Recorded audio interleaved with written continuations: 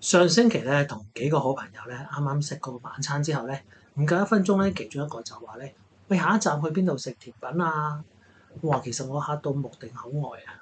咁啊，點解咧？我心諗幾分鐘之前你先話好飽，哇咁快就要食糖水咩？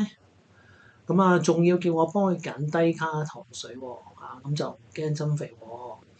哦，OK 啦，咁最後喺群眾壓力之下咧，咁我都要一齊去糖水鋪啦，係咪？咁啊，經過一輪思考之後咧，最後咧佢決定揀芝麻糊喎。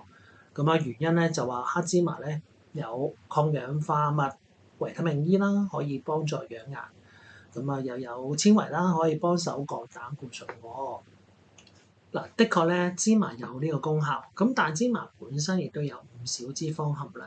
咁啊，重點係加上蔗糖調味咧，一碗芝麻糊嘅熱量咧，大概已經有350個卡路里咯喎。咁啊，另一位咧揀咗芒果椰汁西米露，因為西米咧唔肥啊，又可以食到香甜嘅芒果，咁佢覺得咧一定冇搞錯啦。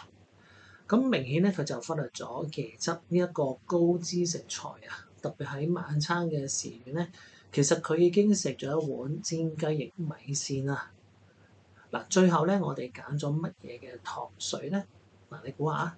咁我就跟侍應講啦，咁俾我一個雜果涼粉小花奶啦，一個嘅豆腐花小糖啦，雪耳燉木瓜、香芋西米露、龜苓膏同埋芝麻糊。